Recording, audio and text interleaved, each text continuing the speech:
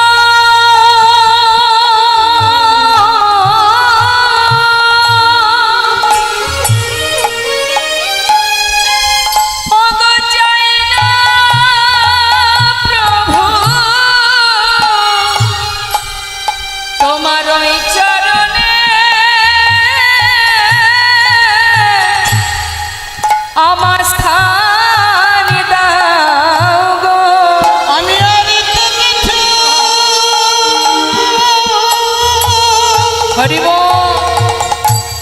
ওগো চাইলে দয়া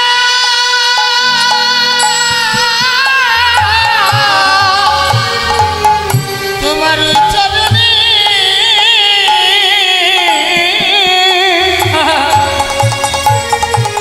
আমায় গ্রহণ কর। শুধু এ জন্মে নয়, জন্মে জন্মে যেন চরণে ছাড়া তুমি করো না গো। শুধু এ জন্মে নয়, প্রতি জন্মে জন্মে তোমার যেন চরণ ছাড়া করো না গো।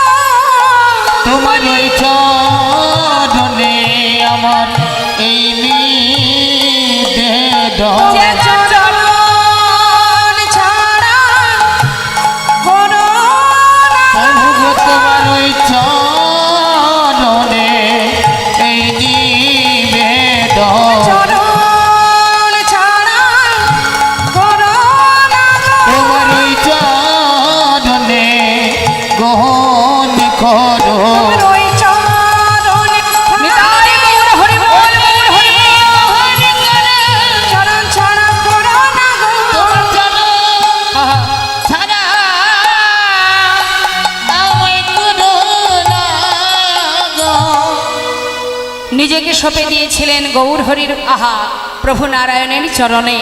তাই শাস্ত্রে বললেন দান করলে নিজেকে দান করো, সঁপে দিলে গৌর চরণে সঁপে দাও। আর আর কি করতে হবে কলিযুগে? নিজেকে সঁপে দিয়ে মধুমাকা হরি নাম করো, আর দুফোঁটা বাড়ি বরি শন করো। তা চলুন দুটি বাহু তুলে মধুময় শ্রীধাম বৃন্দাবনে যাই, একটা ভজন গান শুনতে শুনতে। কেমন? হরিবল হরিবল গৌর হরিবল। সবাই মিলে একবার হাত তুলে রাধা রানী কি বৃন্দাবন ধাম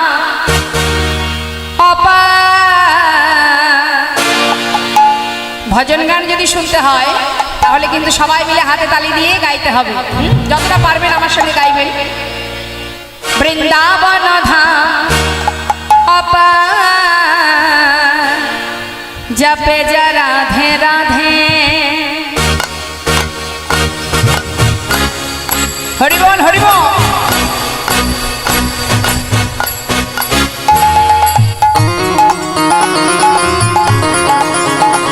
সবাই মিলে হাত তুলে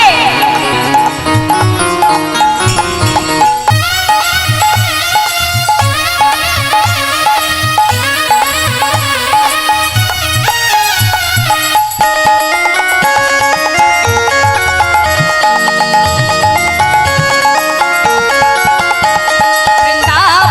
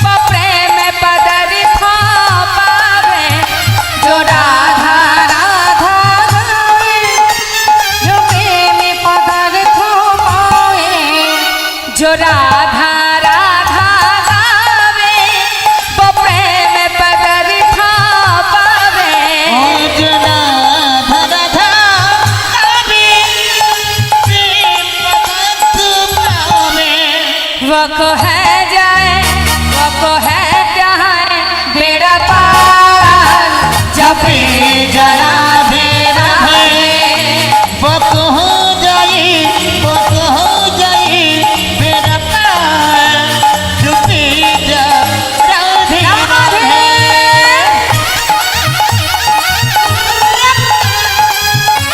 राधे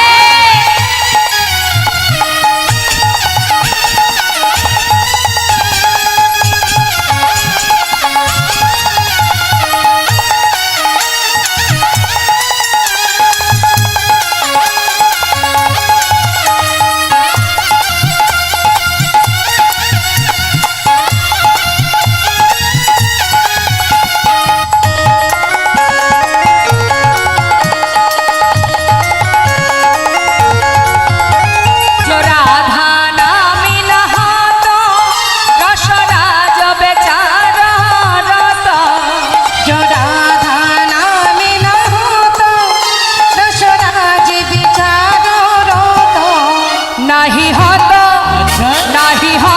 कृष्ण अवतार जपे राधे राधे नहीं हो तो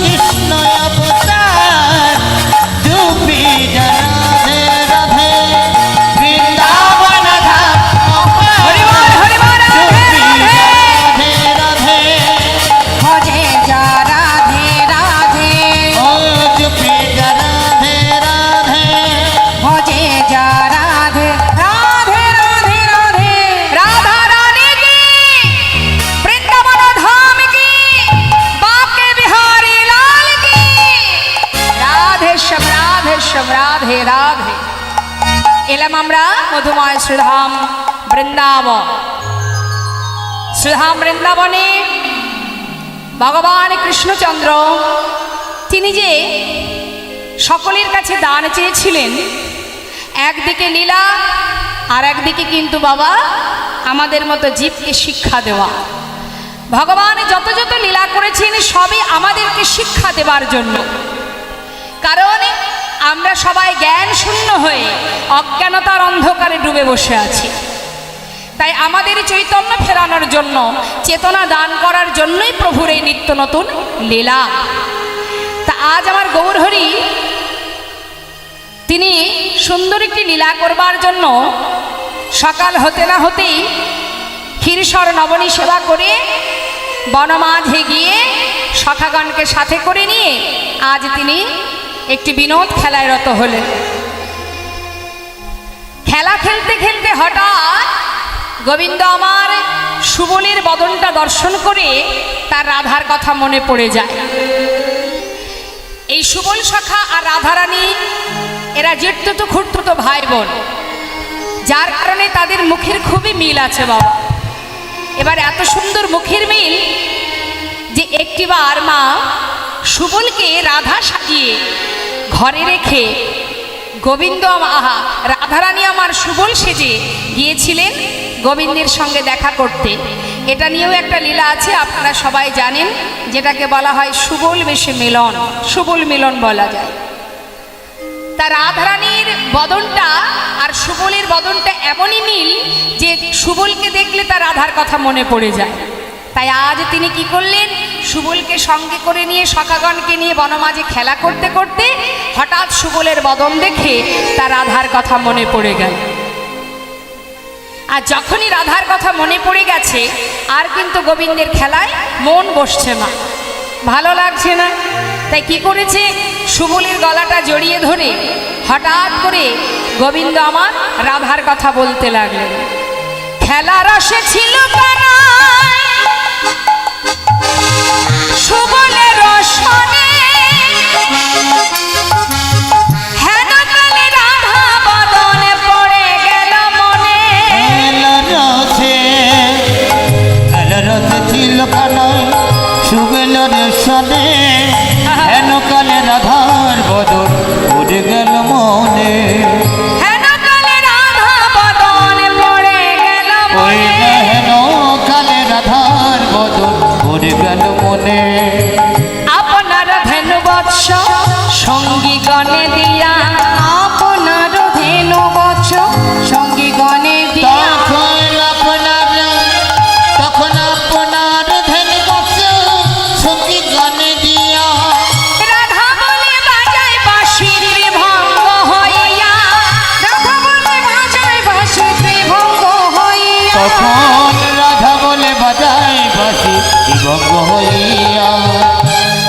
গোবিন্দ আমার সুবলকে দেখা মাত্রই এবার রাধারানীকে দেখবার বাসনা জেগে গেল, বাঁশির ধ্বনি করতে শুরু করলেন।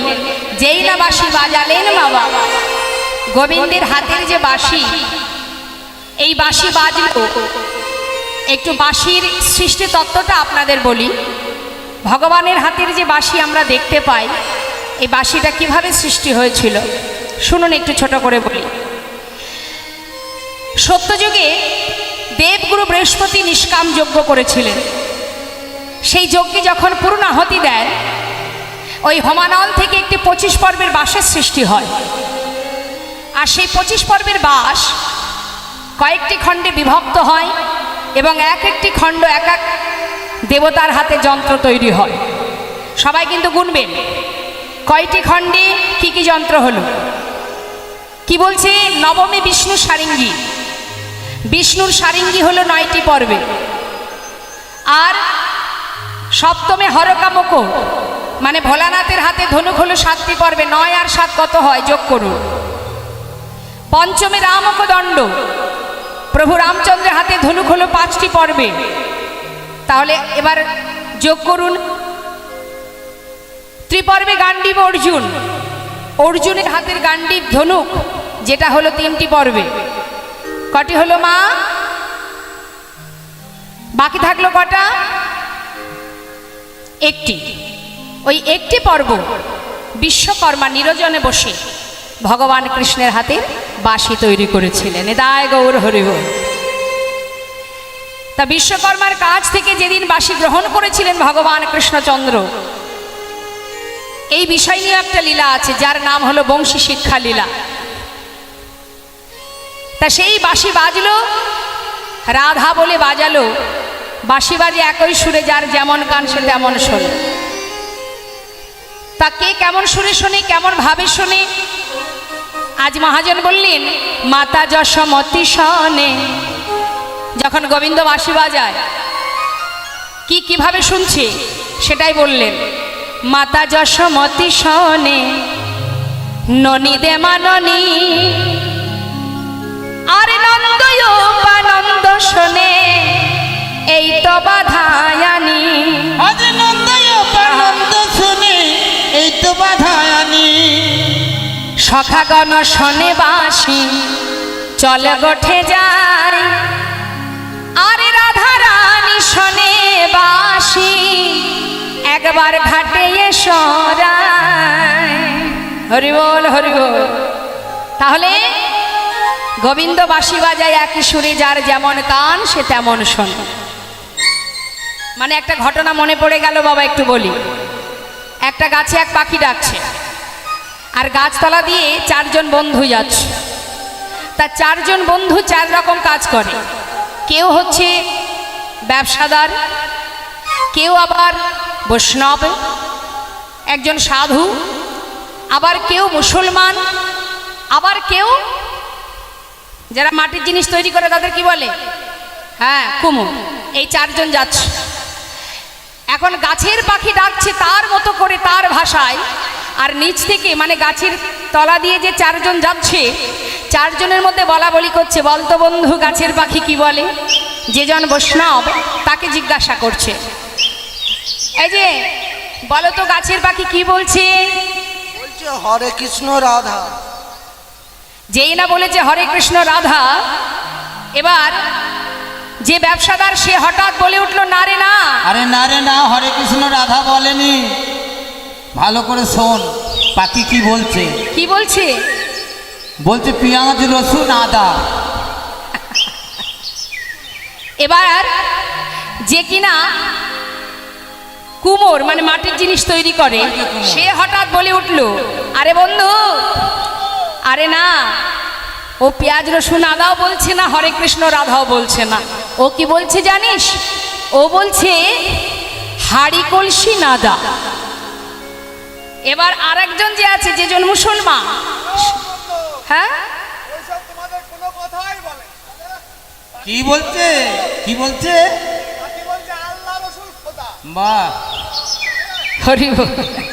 তার মানে বাবা, যে যেমন শোনে সে তো তেমনই বলবে মা। হ্যাঁ, হরি বল। বাঁশি বাজে একই সুরে, যার যেমন কান সে তেমনই শোনে। হরি বল। তা আজ আমার গোবিন্দ বাজাচ্ছেন রাধা বলে, রাধা রাধা বলে বাঁশি বাজাচ্ছেন। মহাজন বললেন দেখো, রাধা রাধা বলি কানায় পুরে মোহন বাসি। হরি বল। রাধা বলি কানাই উড়িল মোহন বাসি। বাঁশি বাজাইল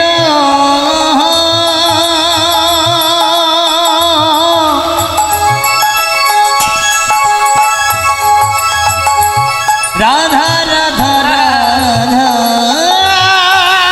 বলি,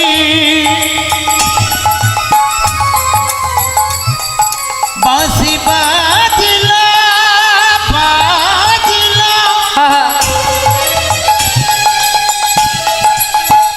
ওই বৃন্দাবনে রাধা রাধা রাধা বলে। হরি বল।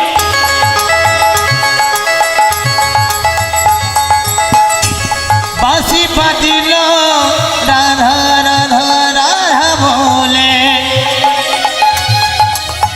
বাজিল মধুর বৃন্দাবনে।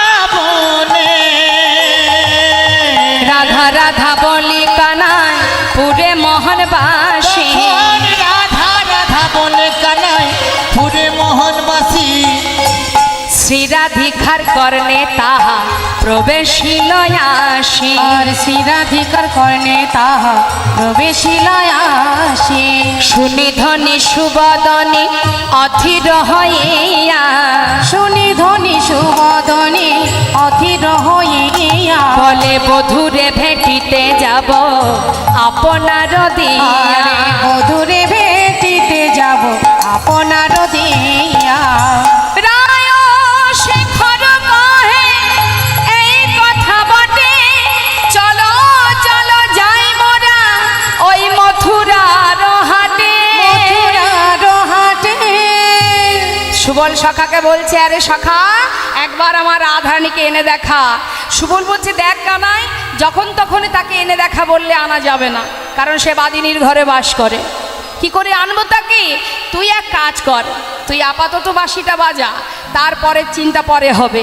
বাঁশি বাজিয়ে রাধারানীকে জানিয়ে দে যে তুই তাকে দেখতে চাস। গোবিন্দ আমার বাঁশি বাজালেন, শুনলেন কে? যার উদ্দেশ্যে বাজালেন, রাধারানী। হরি বল হরি বল। এখন বাঁশি তো বাজলো বাবা, আর এদিকে কি হলো দেখুন। সুবল সখা বলছে তুই এক কাজ কর, যদি রাধারানীকে দেখতে চাস, এই বনের ভিতরে যে মা আছে আমাদের, যে যোগমায়া যোগেশ্বরী, এই যোগমায়াকে দেখুন বাবা।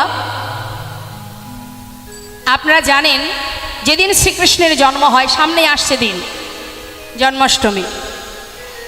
তাই এই জন্মাষ্টমীতে ভগবান অষ্টম গর্ভের সন্তান হয়ে এসেছিলেন, কিন্তু কংসের কারাগারে যিনি এসেছিলেন তিনি হলেন মা যোগমায়া, মা দেবকীর গর্ভে যিনি এসেছিলেন। মানে দেবকীর গর্ভে এসেছিলেন গোবিন্দ। তাকে যখন নিয়ে যায় গোকুলে, নিয়ে যাবার পর যে কন্যাকে নিয়ে আসেন, সেই কন্যাকে, হরিবল, সেই কন্যাকে যাকে নিয়ে এসেছিলেন মাথায় করে, যিনি হলেন সেই যোগমায়া যোগেশ্বরী। আর সেই যে যোগমায়া, মানে কংস যাকে মারার জন্য আছাড় মেরে ফেলতে চাইছিলেন, ছুটে গিয়ে উপরে উঠে বলেছিলেন তোমারে বধিবে যে গোকুলে বাড়িছে সে, ইনি হলেন সেই যোগমায়া যোগেশ্বরী, যিনি গোবিন্দের সাথে সাথে এসেছিলেন এই ধরায়। সর্বদাই গোবিন্দের সমস্ত লীলার মধ্যে তিনি থাকতেন। মা যোগমায়াকে আশ্রয় না করে ভগবান কখনো কোনো লীলা করেননি। আর মা দুর্গা, যিনি হলেন মহামায়া। আর এই যে মা যোগমায়া, তাই যোগমায়াকে স্মরণ করে সর্বদাই যিনি হলেন গোবিন্দের অন্তরঙ্গ শক্তি, আর মহামায়া যিনি হলেন বহিরাঙ্গ শক্তি। তাই অন্তরঙ্গ শক্তি মা যোগমায়াকে স্মরণ করবার মাত্রই মা যোগমায়া বলে উঠলেন, হে প্রভু, আমি জানি তুমি কেন আমাকে স্মরণ করেছ।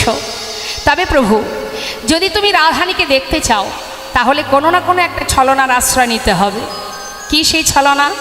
না, তুমি দান নেবার জন্য একটি মঙ্গল ঘট স্থাপন করে পথের ধারে দাঁড়াও, আর আমি রাধারানীকে ওই বাদিনীর ঘর থেকে মথুরার হাটে যাবার ছলা করে বাহির করে নিয়ে আসব।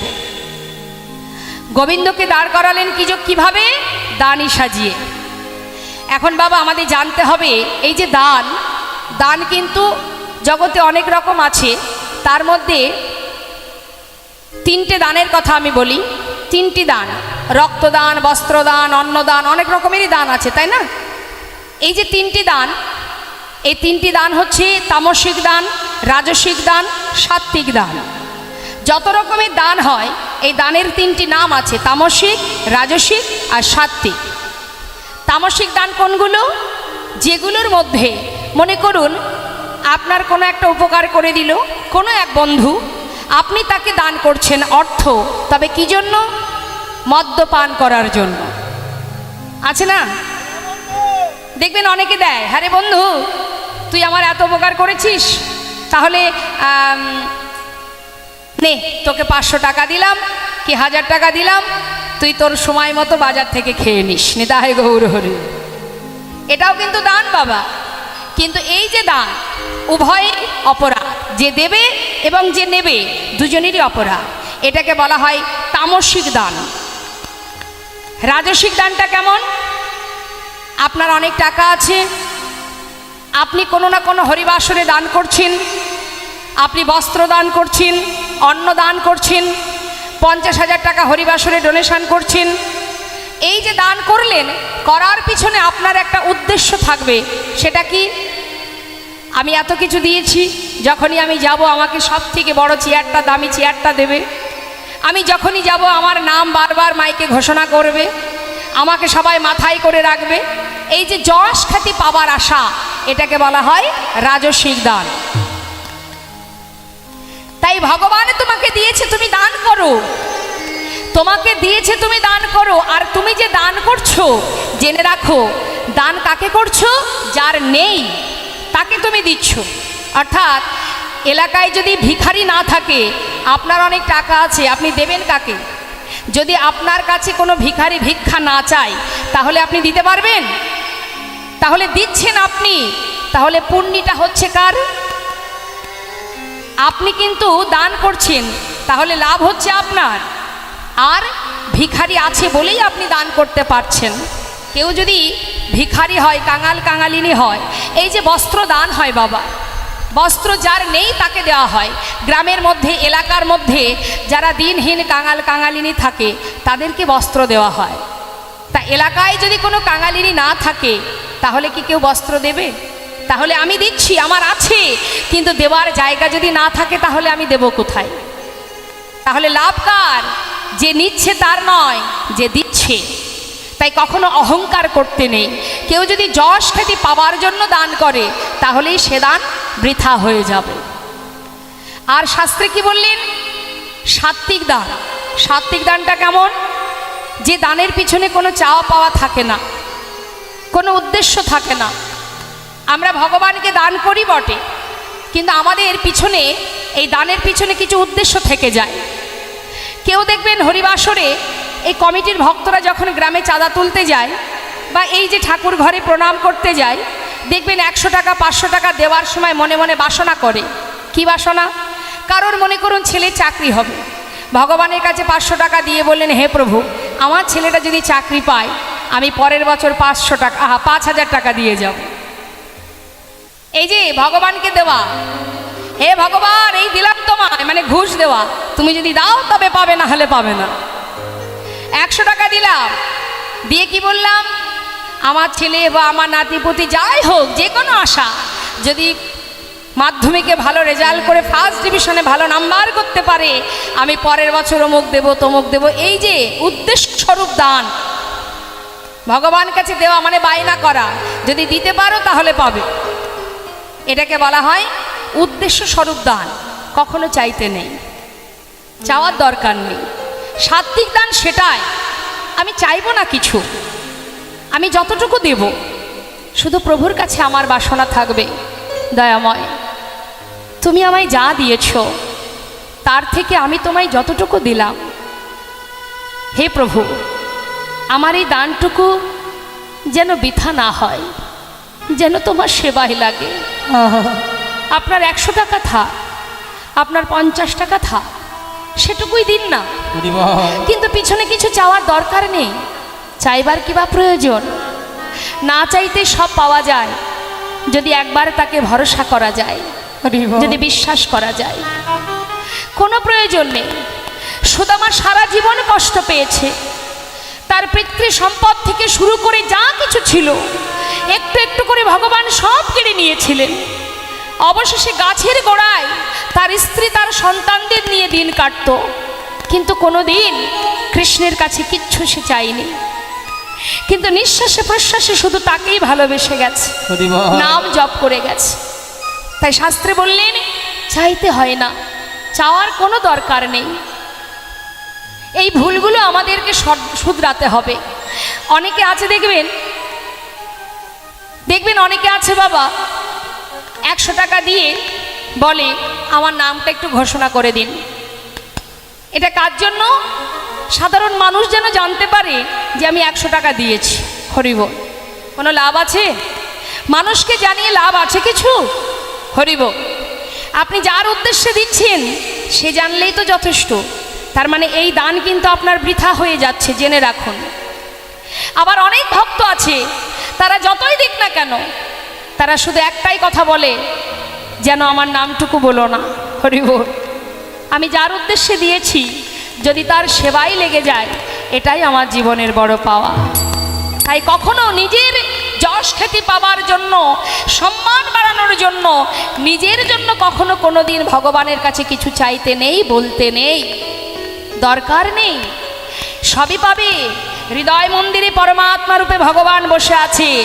তুমি বলার আগেই সে সবই জানতে পারবে। তুমি কি করছো, কোথায় যাচ্ছ, কিভাবে চলছো, সবই সে জানে। আসুন একটা ভজনের মধ্যে দিয়ে আপনাদের আমি বলবো, প্রত্যেকটা কথা আমি বুঝিয়ে দেব কি বলছে দেখুন। শাস্ত্রে বলছে, হিন্দি ভজন, আমি বাংলায় বুঝিয়ে দেব, খুব সুন্দর। কি বলছে? আহা, বংশী ওয়ালে, বংশী ওয়ালে মানে কৃষ্ণ। কি বলছে? এক ভক্ত বলছে, বংশী ওয়ালে কো তুম ইয়াদ কর লো। ইয়াদ করা মানে স্মরণ করা। তুমি গোবিন্দকে স্মরণ করো, তাহলে কি হবে? এক পলকে তোমার সমস্ত কষ্ট দূর হবে, যখন তুমি পরিপূর্ণভাবে তাকে বিশ্বাস করতে শিখবে। বংশী ওয়ালে কো তুম ইয়াদ কর লো, বংশী ওয়ালে কো তুম ইয়াদ কর লো, কষ্ট পল মে कटेंगे तुम्हारे। बंसी वाले ओ बंसी वाले को तुम याद कर लो, कष्ट पल में कटेंगे तुम्हारे। बंसी वाले को तुम याद कर लो, बंसी वाले को तुम याद कर लो, कष्ट पल में कटेंगे तुम्हारे। उसने कर दी, हाँ उसने कर दी, उसने कर दी नजर जब दया की, सारे कंगर बनेंगे सितारे। बंसी वाले को तुम याद कर लो, कष्ट पल में कटेंगे तुम्हारे। बंसी वाले को तुम याद कर लो।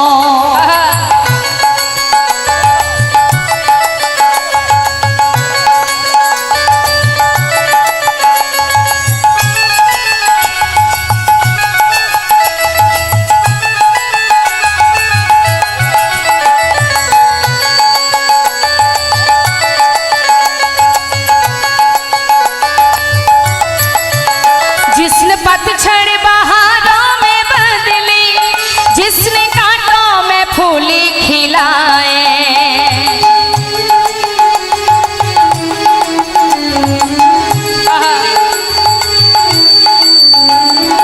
কি বলেন কথাটা? যিনি একমাত্র পারেন শুকনো বনের ভিতরে বাহার আনতে, যিনি পারে কাটাতে ফুল ফোটাতে, যিনি পারে গরিবকে রাজা করতে, আবার যিনি পারে রাজাকে ভিখারি করতে, সেই একমাত্র পারে যিনি সৃষ্টিকর্তা ভগবান, যিনি জগৎজীবকে সৃষ্টি করেন। তাই বলছেন মহাজন, কি বলছে? जिसने पतझड़ बहारों में बदली, जिसने कांटों में फूली खिलाए,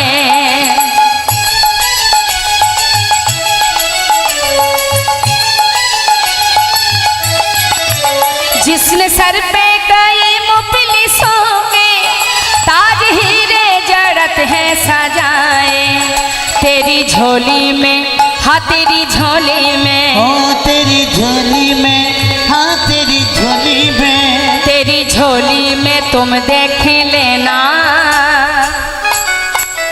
वो है भर देंगे खुद चाँद तारे। बंसी वाले को तुम याद कर लो, बंसी वाले को तुम याद कर लो, कष्ट पल में कटेंगे तुम्हारे, बंसी वाले को तुम याद कर लो।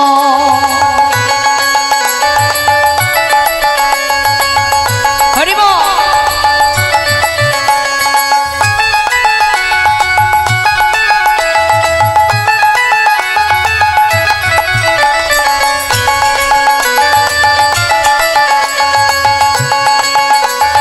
की बोलছে? तुम छुपाओ उसी से भला, कौन कैसा वो सब जानते हैं।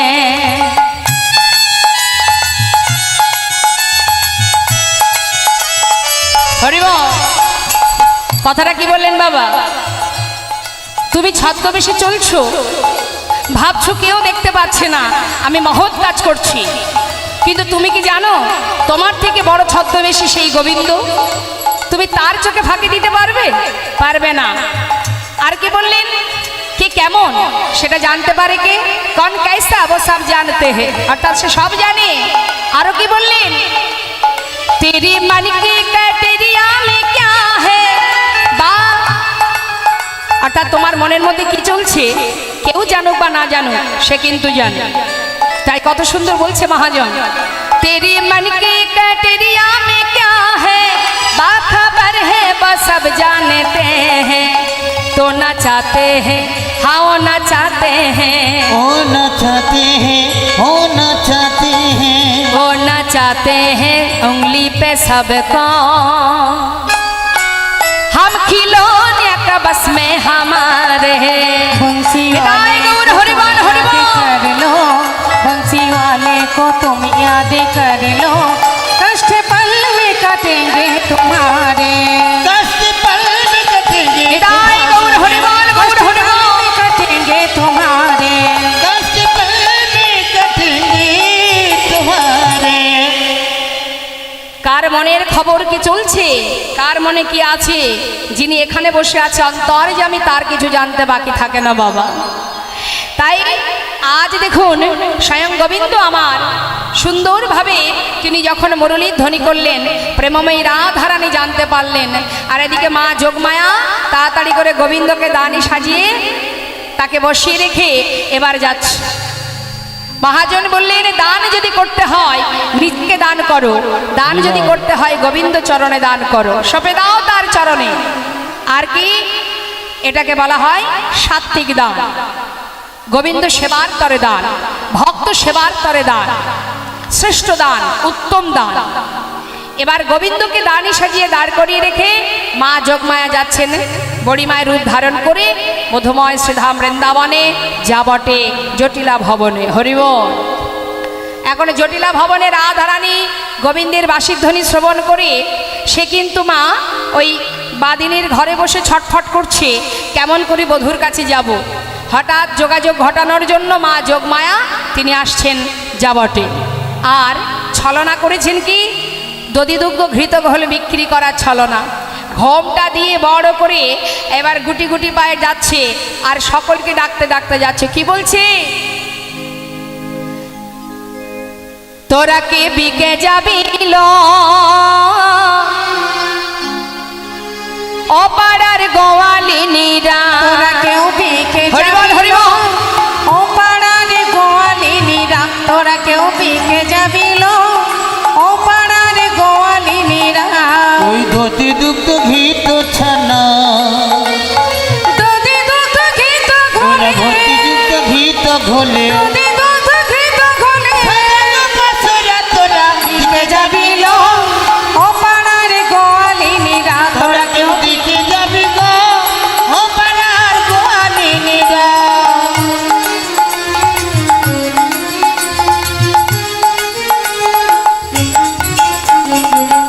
কি বলতে বলতে যাচ্ছে, দধি দুগ্ধ ঘৃত ঘোল বিক্রি করবার জন্য তোরা কি কেউ যাবি হাটে?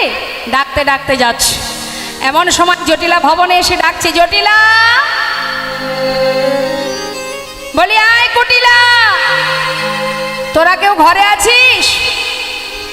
যেই না চিৎকার করে ডেকেছে বাবা, সঙ্গে সঙ্গে কুটিলা তাড়াতাড়ি করে এসে দরজা খুলেছে।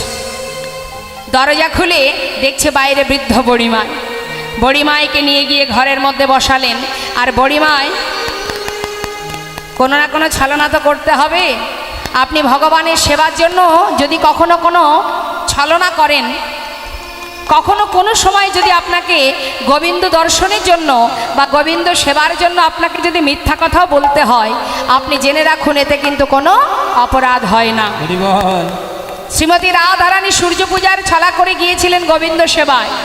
মা শাশুড়ির কাছ থেকে অনুমতি নিয়ে তিনি কিন্তু মিথ্যা বলেছিলেন, কিন্তু সম্পূর্ণ মিথ্যা বলা ভুল হবে। তার কারণ গিয়েছিলেন গোবিন্দ দর্শনে, কিন্তু সেও ভানু পূজা করেছিলেন, সূর্য পূজাও করেছিলেন, আবার গোবিন্দের সেবাও দিয়েছিলেন। তাই গৌর হরিবল।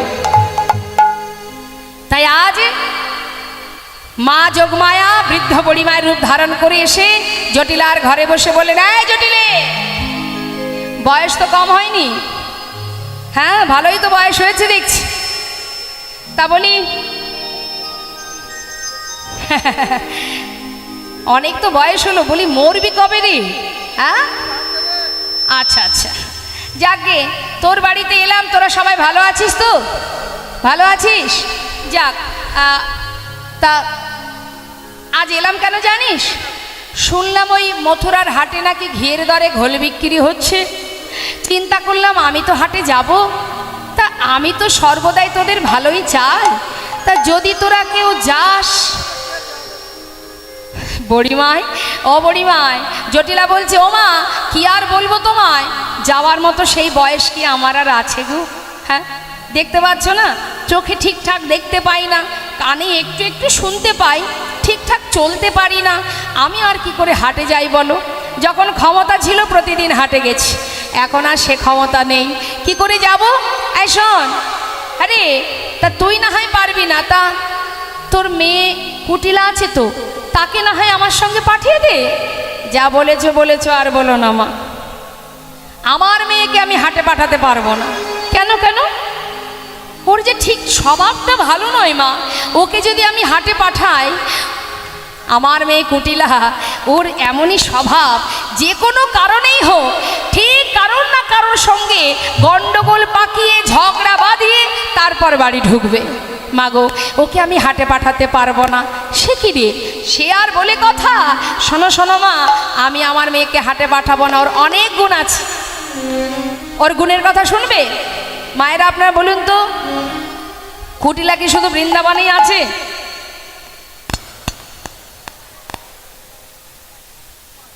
কি মনে হয় আপনাদের, কুটিলা শুধু বৃন্দাবনেই আছে? সব জায়গায় পাওয়া যায় না, এখন ঘরে ঘরে কুটিলা আছে। কুটিল মতি যার, দেখবেন একের ভালো সহ্য করতে পারে না, সেই তো কুটিলা। কারোর যদি একটু ভালো হয়েছে, ব্যাস হিংসায় জ্বলে পড়ে মরবে। এমনও ব্যক্তি আছে জগতে, কারোর ভালো দেখলে, এটা হচ্ছে কুটিলার স্বভাব। তা কুট প্রকৃতির মনোভাব যারা হয়, তাদের মুখ দেখলে চেনা যায়।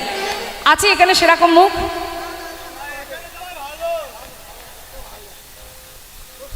আছে? সবাইকে দেখা যাচ্ছে না যদিও।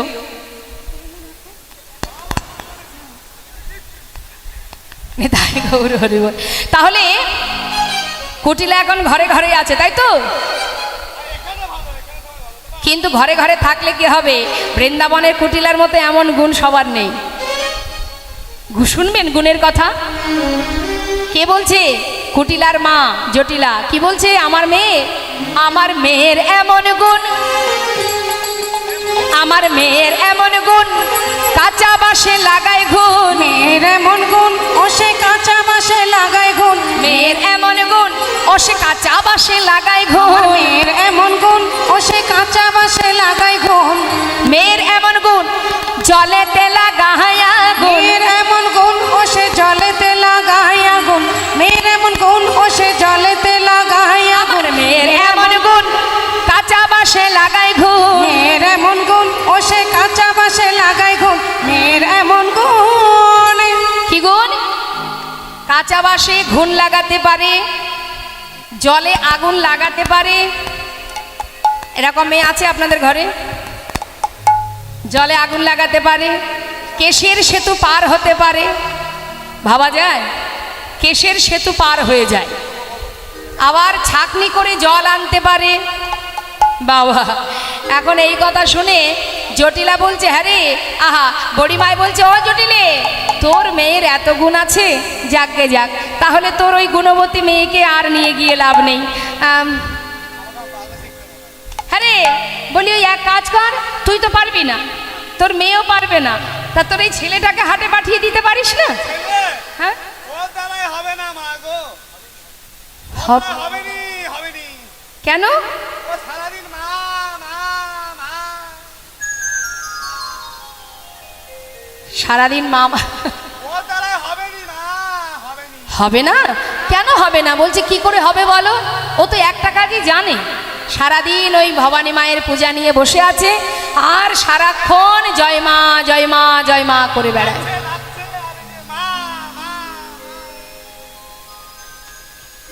তাহলে আর কি করা যাবে? তুই পারবি না, তোর মেয়ে চিন্তা করছে যে জন্যে আসা, যে উদ্দেশ্যে আমার আশা, সবার কথা যখন হয়ে গেল, এবার আসল কথাটা বলা যাক। বলছে, শোন জটিলে, হালে করে বড় লোক হয়েছিস তো, তাই জাত ব্যবসা ছেড়ে দিয়েছিস। কথায় আছে, জাত ব্যবসা কখনো ছাড়তে নেই। ওরে, আজ যে রাজা, কাল সে ভিখারি। বলা যায়? কোন দিন কপালে কি হবে? আজ না হয় ধনী আছিস, কাল যদি গরিব হয়ে যাস। একটা কথা আছে না মা, বসে খেলে রাজার ভান্ডার ফুরিয়ে যায়, কি তাই না? তা শোন, কখনো জাত ব্যবসা ছাড়তে নেই। তাই বলি, আমি তো হাটে যাচ্ছি, তোরা যদি যাস তা যাক। বলি শোন, হ্যাঁ রে, এই সবার কথাই তো জিজ্ঞাসা করলাম, কিন্তু আমাদের নাতনির কথাটা জিজ্ঞাসা করা হলো না। কিরে, আমার নাতনিটা কেমন আছে রে? ভালো আছে মা। ভালো আছে? তা তোর আমার যে নাতনিটা তোর ঘরের বৌমা করেছিস, তা তোর কথা, তুই তো শাশুড়ি, তোর কথাটা তো শোনে তো? যাক, কাজকর্ম সব ঠিকঠাক করে তো? দেখুন, ওই ওমা শ্রীমতী রাধারানী কিন্তু সম্পর্কে বড়িমায় তার দিদিমা হয়। হ্যাঁ, বড়িমাইকে দিদিমা বলে, মানে মাতা কৃত্তিদা দেবীর মা হচ্ছে এই যোগমায়া। এখন যোগমায়ের সম্পর্কে রাধারানী দিদিমা হয়। তা বলছে, আমার ওই নাতনিটা ভালো আছে তো? দেখ জটিলে, একটা কথা বলি। কি হলো? কিন্তু মা, ওই প্রায় গন্ডগোল। কি হয়েছে? ওই প্রায় গন্ডগোল। আরে খুলে বল না, কি সমস্যাটা? সব ভালো কাজ করে, কথা শোনে, কিন্তু মা গো, সুযোগ পেলে ও।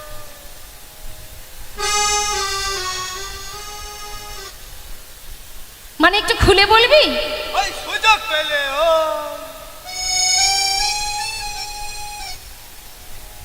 আরে কি ব্যাপারটা বল।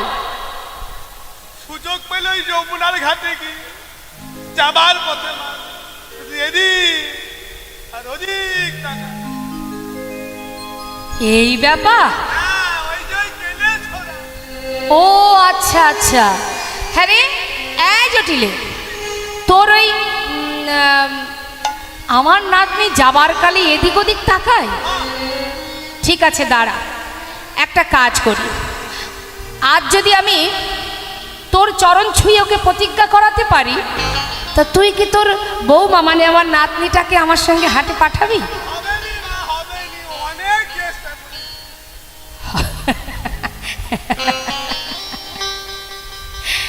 বলছি দেখা, দাঁড়া দাঁড়া দেখি কি করা যায়। বলি ও নাতনি, এদিকে আয়, শোন, তোর শাশুড়ি বলছে তুই নাকি যমুনার ঘাটে যাবার কালে এদিক ওদিক তাকাতে তাকাতে যাস। শোন, আজ আমার সঙ্গে তোকে আমি হাটে নিয়ে যাব, মথুরার হাটে।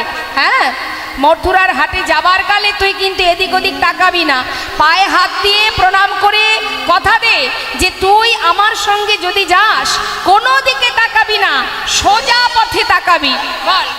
ওই না পালাবি, শুয়ে পড়। শোন এই পায়ে হাত দিয়ে প্রণাম করলাম, এদিক ওদিক কোনো দিকে তাকাবো না, সোজা যাবো, তো বাঁকা পেলে দাঁড়িয়ে যাবো। হরি বল। সঙ্গে সঙ্গে রাধারানী আমার শাশুড়ি চরণ ছুঁয়ে বললেন, ওগো বড়ি মাই, আজ আমি শাশুড়ির চরণে ছুঁয়ে প্রতিজ্ঞা করলাম।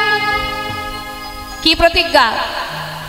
আজ যদি আমি মথুরার হাটে যাবার অনুমতি পাই, আমি এদিক ওদিক কোনো দিকে চাইব না। দরকার আছে? আজকে আর সে কদম গাছের ডালে বসে আছে তাই চাইতে হবে? সে তো আজ দাঁড়িয়ে আছে পথের ধারে। তাই সুযোগ পেয়ে রাধারানী কি বললেন, এই আমি কথা দিলাম, আমি এদিক ওদিক কোনো দিকে তাকাবো না, আমি একদিকে চাহিব। নিতাই গৌর হরিমান হরিব। আমি এদিক ওদিক চাহিব না, একদিকে চাহিব। এদিক ওদিক চাইব না মা, একদিকে চাহিব। এদিক ওদিক চাইব না মা, একদিকে চাহিব। আমি এদিক ওদিক চাইব না মা, একদিকে চাহিব। আমি এদিক ওদিক চাইব না। এই প্রতিজ্ঞা করিলাম আমি। নিতাই গৌর হরিব। বলি এই প্রতিজ্ঞা করলাম আমি, এদিক ওদিক চাইব না মা, আমি একদিকে চাহিব। একদিকে চাহিব। প্রতিজ্ঞা হলো আমি একদিকেই চাইবো, একদিকে তাকাবো, এদিক ওদিক কোনো দিকে তাকাবো না। বলি হ্যাঁ রে, এই জটিলে, তাহলে হলো? তোর বৌমা কথা দিয়েছে, তাহলে আর চিন্তা আছে? তাহলে এবার পাঠিয়ে দে। যাও মা, আমি তোমাকে ভরসা করি, বিশ্বাস করি, তবে সাবধান, নিয়ে যাচ্ছ যাও, দেখো মা যেটা আমাদের ভয় সেটা যেন না হয়। হরি হরি। ঠিক আছে, চিন্তা করিস না, যাও মা, তাড়াতাড়ি করে বৌমাকে গুছিয়ে নিতে বলো। শ্রীমতী রাধারানী আমার এবার বড়িমাইকে নিয়ে সুন্দর করে গোবিন্দ সেবার জন্য সাজাচ্ছেন মা। হরি হরি। এখন আমাদের জানতে হবে মা, সত্যি কি জটিলা কুটিলা কৃষ্ণবাদিনী? সত্যি কি তারা গোবিন্দকে ভালোবাসে না? আমরা ভাবি এটাই, জটিলা কুটিলা গোবিন্দকে ভালোবাসে না, কৃষ্ণবাদিনী। কিন্তু মহাজন বললেন জটিলা কুটিলাও গোবিন্দকে বড় ভালোবাসে। তার প্রমাণ দিয়েছিলেন জটিলা কুটিলা কবে? যেদিন রাধারানী সর্বস্ব পরিত্যাগ করে বৃন্দাবন ছেড়ে প্রভাসে যাবার কালে যখন পথের বাহির হয়েছিল, তখন জটিলা কুটিলা আর আয়ান তিনজনে রাধারানীকে আটকাবার যখন চেষ্টা করে, তখন রাধারানী আমার মা যোগমায়াকে স্মরণ করে কালী মূর্তি ধারণ করে আয়ানের সেই পুরবের কথা স্মরণ করিয়েছিলেন। সেই সময় জটিলা কুটিলা বলেছিলেন যে তোকে আমরা ঘরে কেন বেঁধে রেখেছিলাম জানিস? ঘরের মধ্যে যুগল পাওয়ার জন্য। তাই জটিলা কুটিলা কিন্তু কৃষ্ণবাদিনী নয় বাবা। রাধারানীকে বেঁধে রাখতো কেন ঘরে? না, যমুনার ঘাটে যখনই বৌমা যাবে, সেখানে গিয়ে যেই না গোবিন্দকে স্মরণ করবে, সেই গোবিন্দ ছুটে আসবে রাধার কাছে। আর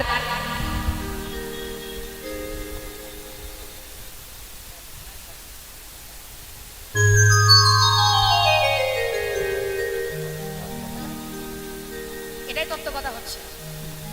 জয়নিতাই সকল ভক্তচরণে নিবেদন, এইভাবে আসরে আসবেন না। আসরে লীলা চলাকালীন আসলে সমস্যা হয়, তাই যার যা মনে দেওয়ার ইচ্ছা সকলে লীলার শেষে দেবেন। জয়নিতাই। তো বাবা, জটিলা কুটিলা যখন রাধারানীকে ঘরে বেঁধে রাখতেন, এর কারণ হলো এটাই, যদি রাধারানীকে ঘরে বেঁধে না রাখি, যদি যমুনায় পাঠায়, যমুনায় গেলে যখনই রাধারানী গোবিন্দকে স্মরণ করবে, গোবিন্দ ছুটে আসবে রাধার কাছে, আর রাধার কাছে যখনই ছুটে আসবে রাধা গোবিন্দের মিলন হবে। তাই যদি আমরা রাধারানীকে ঘরে বেঁধে রাখতে পারি, ওই মিলনটা যমুনার ঘাটে না হয়ে আমাদের ভাঙা কুঠিরে হবে, যার কারণে রাধারানীকে বেঁধে রাখতেন। আর এবার হয়তো আপনারা বলবেন, বেঁধে রাখতো ঠিক আছে, তাহলে এত কষ্ট কেন দিত? শুধু ধরে রাখতে পারত, এত কষ্ট কেন দিত? চোখে কাজল পরতে মানা, নীল শাড়ি পরতে মানা, এর কারণটা কি? ওই বাদিনীর ঘরে থেকে রাধারানী এত লাঞ্ছনা গঞ্জনা পেয়েছে মা, এর পিছনে অনেকগুলো কারণ আছে। আপনারাও ঘরের মধ্যে সংসারের মধ্যে কর্ম করছেন, রাধারানীও কিন্তু কর্ম করেছেন, কিন্তু রাধারানী আয়ানের ঘরণী হয়ে আপনাদের মতো আমাদের মতো জীবকে শিক্ষা দিয়ে গেছেন যে হে জীব, সংসার করো, সংসারে কর্ম করো, অর্থ উপার্জন করো, সবই করো, কিন্তু মনটা দিয়ে দাও গোবিন্দ চরণে। নিতাই গৌর হরিবোল হরিবোল। ঠিক যেমন করে রাধারানী হাজার কাজের মধ্যে দিয়ে কৃষ্ণ ছাড়া আন জানতেন না, ঠিক তদ্রূপ তুমিও সব করো, তার মধ্যে দিয়ে নিজেকে সঁপে দাও গোবিন্দ চরণে, সর্বদাই তার নাম জপ করো, তারই শরণাপন্নে থাকো। তাহলে কি হবে? একসঙ্গে দুটো কাজ। একদিকে জাগতিক এই জগতে যে সংসার আমরা করেছি, এই সংসারের কর্মও হবে, আবার নিজের কাজও হবে। নিজের কাজ কোনটা? এই সংসারে যেটা করছেন এটা নিজের কাজ নয়, এটা শুধুমাত্র সুখে থাকার জন্য, ভালো থাকার জন্য কর্ম করা। আর নিজের কাজ কোনটা?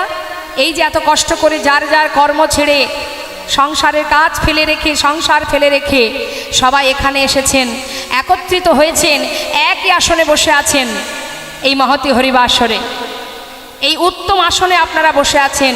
এই আসনের অনেক মূল্য বাবা, এই আসনের অনেক গুণ। যে আসনে আপনারা বসে আছেন, যে আসনে ঘুমানোর জন্য নয়, যে আসনে বসে গল্প করার জন্য নয়, যে আসনে বসে আছে, যে কিনা মাঠে জন্মজুরি খাটে সেও বসে আছে, আবার যে বাসে 70,000 1 লাখ টাকা উপার্জন করে সেও এই একই আসনে বসে আছে। যে ধনী ব্যক্তি সেও বসে আছে, যে কাঙাল কাঙালিনী সেও একই আসনে বসে এই হরিবাসরে, মহতী হরিবাসরে, ভগবানের আসরে বসে আছেন। এখানে বসে সবাই অমৃত কথায় ডুবিয়ে রেখেছেন নিজেদেরকে। তাই এর এমনই মাহাত্ম্য, এখানে কোনো ভেদাভেদ নেই, এখানে কোনো উঁচু নিচু নেই, সবার সমান অধিকার, সবাই আমরা এক। তাই বৈষ্ণব মহাজন বললেন যে নিজের কাজ কোনটা? এহ জগতের কাজ, যেটা সংসারের কাজ, আর আমার কাজ হলো এই অমৃত কথা সদন করা, ভগবত চিন্তা করা। এটা হলো আমার কাজ। আমি মানে কি? আমি মানে আত্মা, যেটা এর মধ্যে আছে, যেটা আছে বলে এখনো আপনাদের সামনে আমি দাঁড়িয়ে কথা বলতে পারছি, সেটাই হচ্ছে আমি। এই দেহটা আমি নই। প্রত্যেকের মধ্যে যে আত্মা আছে সেটাই হচ্ছে আপনারা, আপনি, অন্য কেউ নয়। এ দেহটা আপনি নয়। আমি যদি মারা যাই, দেহটা থেকে যাবে, আমি চলে যাব। এই দেহটা হচ্ছে ভগবানের দেওয়া একটা ভাড়া ঘর, একটা ভাড়া বাড়ি। এই জাগতিক জগতে যেমন ভাড়া বাড়িতে বাস করে মানুষ, তার একজন মালিক থাকে। সময় হলে মালিক তাকে বলে দেয় যে ঘর ছেড়ে দাও, তখন তারা বলে বেশ, অমুক তারিখে, অমুক দিন, অমুক সময়ে আপনার ঘর আমি ছেড়ে দেব। তার একটা নির্দিষ্ট সময়সূচি থাকে। কিন্তু বাবা, আমরা যে বাড়িতে বাস করছি, যার মালিক গোবিন্দ, এই দেহ ঘর, ভগবানের দেওয়া ঘর, যার মধ্যে আমি আছি, যখন তিনি চাইবেন তখনই কিন্তু এই ঘর থেকে আমাদের চলে যেতে হবে। সেটা কখনই যেতে হবে, সেটা দিনেও হতে পারে, রাতেও হতে পারে। এক মুহূর্ত সময় দেবে না। সময় হওয়ার সাথে সাথে তোমাকে ঘাড় ধাক্কা দিয়ে এই দেহ ঘর থেকে বাহির করে দেবে। তাই বৈষ্ণব মহাজন বললেন যে নিজের কাজটা করো। আসবার সময় এসেছিলাম ভালো, যাবার পথ সবাই ভুলে গেছে। আজ আমার রাধারানী, তিনি জীবকে শিক্ষা দিলেন।